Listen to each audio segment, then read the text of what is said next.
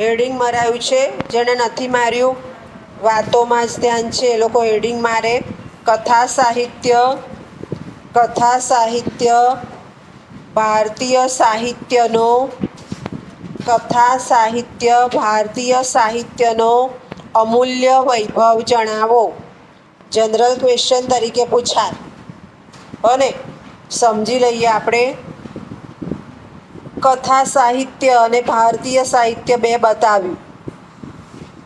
સૌથી ઉત્તમ ભારતીય સંસ્કૃતિ છે. બધાએ સ્વીકારી છે સંસ્કૃતિઓમાં. સૌથી ઉત્તમ ભારતીય સંસ્કૃતિ. અને દરેક સંસ્કૃતિએ સ્વીકારેલું છે કે ભારતીય સંસ્કૃતિ ઉત્તમ છે. સંસ્કૃતિ આવે ક્યાંથી? સભ્યતા આવે ક્યાંથી? તો જે તે સમયનો સમાજ એનું પ્રતિબિંબ છે. હમણાં જ મેં ઇવેલ્યુશન કર્યું. તમે શોધતા નહોતા કે બાજુના વાળામાં હોશિયાર છે, તમે થોડા વીક પડો છો. જે તે સમય મૂલ્યો, જે તે સમય મૂલવાય છે. અને એ મૂલ્યાંકનમાં એ સાહિત્ય આવે છે, સમાજ આવે છે, પરિસ્થિતિ આવે છે. એટલે કોઈ પણ સાહિત્ય છે એ સમાજનું પ્રતિબિંબ પાડે છે. ફેશનની વાત કરીએ તો આપણે ઘણીવાર કહીએ છીએ પહેલાંની ફેશન પાછી આવી. પહેલાંનું એટલે શું? તો પહેલાંનો સમય. એટલે કોઈ પણ સાહિત્ય છે એ જે તે સમાજનું પ્રતિબિંબ પાડે છે. હવે ભારતીય સાહિત્યની વાત કરીએ તો ભારતીય સાહિત્ય છે એ મોટે ભાગે આપણને સંસ્કૃતિ અને સભ્યતા શીખવાડે છે. કેમ? તો વેદની વાત છે, સંસ્કૃતિની વાત છે, વારસાની વાત છે. આઈકેએસમાં તમે ભણો છો ભારતીય વારસો. વારસાની વાત છે, સભ્યતાની વાત છે, સમાજની વાત છે. આ બધું ભારતીય સાહિત્યમાં છે. સમાજશાસ્ત્રમાં પણ ભણો છો. સંયુક્ત કુટુંબ, વિભક્ત કુટુંબ, આ ક્યાં છે? ભારતીય સાહિત્યમાં. નીતિ શતકમાં પણ ભણો છો કે નીતિ, આ ક્યાં છે? ભારતીય સાહિત્યમાં.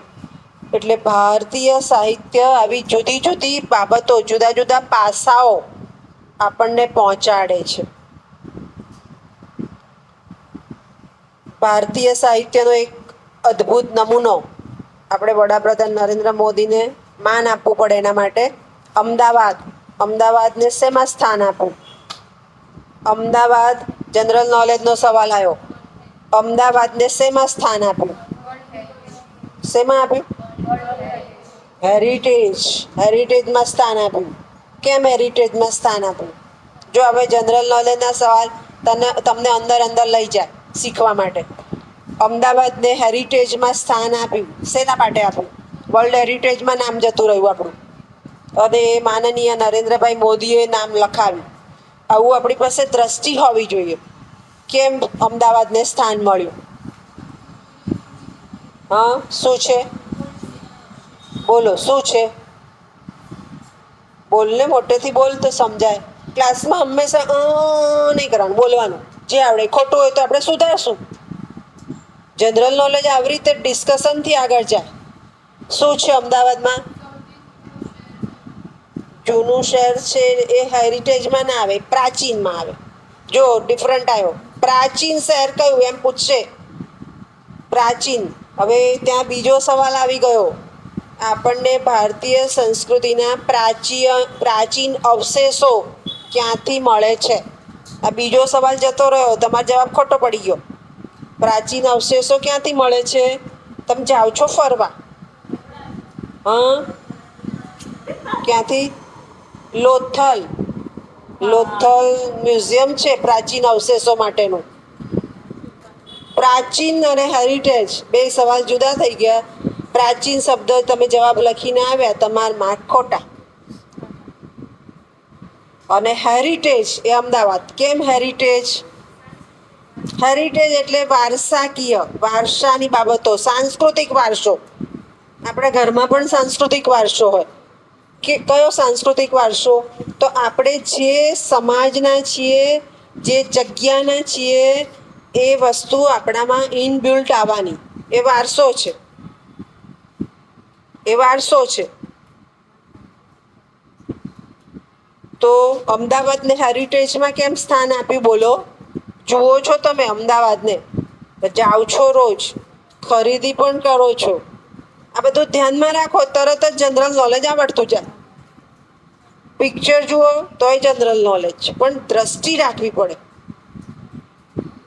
જુદી જુદી કલા કારીગરી અમદાવાદને લાલ દરવાજા, પ્રેમ દરવાજા, 3 દરવાજા છે ને. ભલે તૂટી ગયા પણ કિલ્લે બંધ છે. નામ છે પ્રેમ દરવાજા, જગ્યા છે, પ્રેમની જગ્યા નહીં, જગ્યા છે. એ જુદા જુદા કિલ્લાઓ છે અને કિલ્લા પર કોતરણી કામ થયું છે. એ કોતરણી કામના આધારે આપણે એને હેરિટેજમાં સ્થાન આપ્યું. બરાબર. હવે ત્યાં બીજો એક સવાલ આવ્યો, હું સંસ્કૃતની છું એટલે કોતરણી કામમાં ક્યારેક અક્ષરો લખેલા હોય. અડાલજની વાવમાં છે, જુનાગઢમાં અશોકના શિલાલેખમાં છે. એ શબ્દો અપભ્રંશ પાલી ભાષામાં લખાયેલા છે. એ જે અપભ્રંશ વાંચી શકતું હોય, પાલી વાંચી શકતું હોય, એ જ વાંચી શકે. આપણે વાંચી નથી શકતા તો કદાચ એનો ફોટો પાડીને આવીએ અને હસ્તપ્રતમાં એ શોધીએ તો એનો અર્થ આપણને ચોક્કસ ખબર પડે છે. ખ્યાલ આવી ગયો? અને આ બધા પ્રોજેક્ટ હોય છે લિપિના, એને લિપિ કહેવાય. લખેલું છે માણસે, લિપિ કહેવાય. હા, એટલે આ ભારતીય સાહિત્ય છે એ આપણને જુદી જુદી સાંસ્કૃતિક વારસા પણ આપે છે, સભ્યતા પણ આપે છે, સમાજ પણ આપે છે, સાહિત્ય પણ આપે છે. હવે એમાંથી પાછું કથા સાહિત્ય. કથા સાહિત્ય ઘણી વાર કોઈ બોલતું હોય તો આપણે કંઈક કથા બંધકાર, વાર્તા બંધકાર, બહુ બોલે તો કંટાળો આવે તો. એટલે કથા સાહિત્ય શું છે કે જે ટૂંકમાં કહેવું અને એના દ્વારા સમાજને ઉપદેશ આપવો. ઉપદેશ તો કોઈને નહીં ગમે, બેસ જા, ઊભો થા, તો નહીં ગમે, પણ એના દ્વારા એના સુધી મેસેજ કન્વે કરવો, એ કથા સાહિત્ય કામ કરે છે. અને એ સમાજને સંદેશ પૂરો પાડવાનું કામ કઈ રીતે થઈ શકે? તો બહુ સખ્તાઈથી કહેશો તો નહીં સાંભળે, બહુ લિબરલ કહેશો તો પણ નહીં સાંભળે. તો એને પૂરું કઈ રીતે પાડવું? તો એને મનોરંજનના માધ્યમથી પૂરું પાડી શકાય. અમે નાના હતા ત્યારે કઠપુતલીના ખેલ આવતા. તમારા જમાનામાં તો હવે આ ડિજિટલ આવી ગયું એટલે તમે ડિજિટલ પર પણ જોઈ શકો છો. તમારા જમાનામાં બદલાયું, આપણું ઇનોવેશન આવ્યું. કાર્ટૂનને મૂવમેન્ટ આપો, એનિમેશન કરો, કાર્ટૂનને ગેમમાં જોડો. કાર્ટૂન દ્વારા તમે સમજી શકો છો કે કાર્ટૂન ક્યાં જાય છે. ભલે કઠપુતલી નથી, ત્યાં ઇનોવેશન આવ્યું, ગેમ આવી, જમાનો બદલાયો. જુઓ, સાહિત્યમાં જમાનો બદલાયો. અને એ મનોરંજન દ્વારા કથા સાહિત્યમાં જ્યાં ભારતીય સાહિત્ય પ્રતિબિંબિત છે એ આપણને પૂરું પાડવાનું કામ સંસ્કૃત સાહિત્યએ આપ્યું છે. કથા સાહિત્ય સંસ્કૃત સાહિત્યમાં છે. હવે સંસ્કૃત સાહિત્યમાં કેટલાક ગ્રંથો છે. બુદ્ધ સ્વામીનો, આ વળી પાછું જનરલ નોલેજ આવ્યું, તમે જ્યારે જનરલ નોલેજની પરીક્ષા આપો ત્યારે, બુદ્ધ સ્વામીનો બૃહદ કથા શ્લોક સંગ્રહ ગ્રંથ છે. ક્ષેમેન્દ્રની બૃહદ કથા મંજરી અને સોમદેવનું કથા સરિત સાગર. આ જે ગ્રંથ છે એમાં જુદા જુદા કથા સાહિત્યના કથાઓ, નાની નાની વાર્તાઓ છે. વાર્તા નહીં કહે, કારણ કે વાર્તા સાહિત્ય બીજું થઈ જશે. કથાઓ છે. અને એ કથાઓ કેવી છે કે જેમાં ઉપદેશ, સમાજને કંઈક મૂલ્ય, સમાજને કંઈક સમજવાનું, સમાજને સભ્યતા, સમાજ શું શીખશે, સમાજને એક દર્પણ પૂરું પાડવાનું કામ આ 3 ગ્રંથોમાં છે. અને એ 3 ગ્રંથોમાંથી જુદી જુદી કથાઓ આપણા પંચતંત્રમાં પણ લીધી. પંચતંત્રના 5 તંત્ર આપણે સમજી ગયા છીએ. 5 તંત્ર, એમાં ત્રીજું તંત્ર આપણું કાક્કોલોકીયમ, ત્રીજા તંત્રનો અભ્યાસક્રમ આપણે કરીએ છીએ કાક્કોલોકીયમ. અને ત્યાં શું, તો મેં હમણાં જ કીધું એમ કઠપુતલીની વાર્તામાં પણ આપણને એક ઉપદેશ સંદેશો આપે છે. વિક્રમ બેતાળની વાતમાં પણ આપણને એક ઉપદેશ મળે છે. પ્રાણી કથામાં પણ પ્રાણીઓમાં ચતુર કાગડો અને ઘુવડ પણ ચતુર છે, પણ ચતુર કાગડા પાસે ઘુવડ ફાવી શકશે નહીં. એ સામાજિક મૂલ્ય કહેવાય એને. સમાજમાં પણ આવા માણસો છે, સમજાવવું કઈ રીતે, તો એ સમજાવવા માટે જુદી જુદી કથાઓને ઉદાહરણ દ્વારા આપી છે. ક્યારેક કથાઓ આપે ત્યારે એની અંદર કથાઓ વર્ગીકરણ થાય. અદ્ભુત કથા, નાના બાળકો પેલું કંઈક શક્તિમાન ફેન્ટમ જુએ છે ને, એ અદ્ભુત કથા. માણસ ઉડે નહીં પણ એમ કે ઉડી શકવાની શક્તિ ધરાવે, એ અદ્ભુત કથા. પછી લોકકથા. લોકકથા બહુ પ્રચલિત છે કે લોકો દ્વારા કહેવાતી કથા, અને જે તે સમયનો સમાજ હોય, ધારો કે રાજસ્થાનની કથા હોય તો રાજસ્થાની પાત્રો હોય, ધારો કે સૌરાષ્ટ્રની કથા છે તો સૌરાષ્ટ્રના પાત્રો હોય. કલ્પિત કથા, કલ્પિત એટલે પરીની વાત હોય, કંઈ ઇમેજિન કર્યું હોય કે અમૃત ફળ ખાધું અને અમર થઈ ગયા, અમૃત ફળ એવું કોઈ છે નહીં, કલ્પના કરી હોય, એને કલ્પિત કથામાં લેવી. સોરી.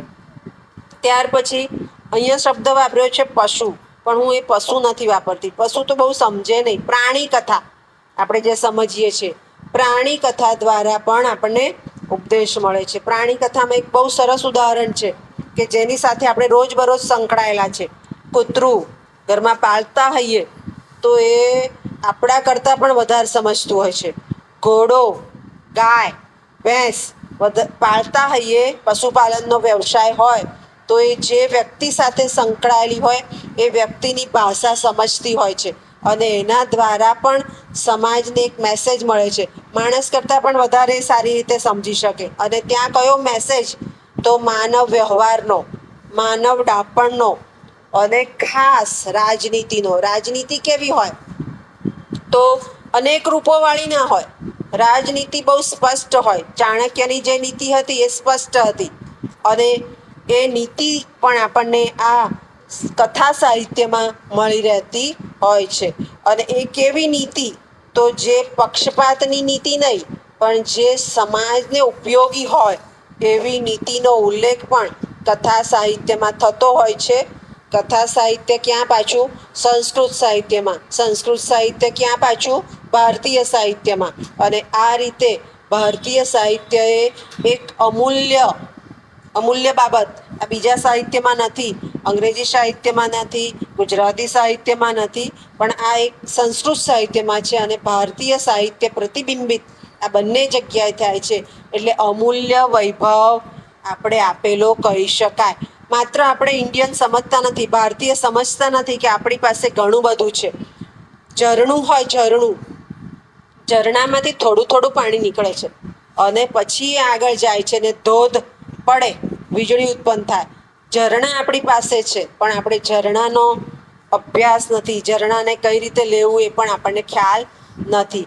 ક્યારેક પાણીની તંગી હોય ત્યારે એ બાબત આપણે જોઈએ છે કે અમુક જગ્યાએ પાણીના તળ ઊંચા હોય તો ત્યાં વીરડો, જે લોકો ગ્રામીણ ભાષા સમજશે, પાણી ખોદીએ અને પાણી આવે એને વીરડો કહેવાય, એ ત્યાંથી પાણી મળી શકે. એવું આ ભારતીય સાહિત્ય છે કે ઉદ્ભવ સ્થાન આપણી પાસે છે અને આગળ પછી એનો વિકાસ આપણે સમજ્યા નથી, પણ અમૂલ્ય વૈભવ આપવામાં આપણે સફળ રહ્યા છે. હવે આપણી જવાબદારી ક્યાં છે? આપણી પાસે છે ઘણું બધું, પણ એને વિકાસશીલ થયેલું બતાવવું, અથવા વિકાસશીલ તબક્કામાં આપણે પહોંચીએ ત્યાં સુધી આપણે જવું પડે. ખ્યાલ આવી ગયો? સમજ પડી ગઈ? આ જનરલ ક્વેશ્ચન તરીકે પૂછા.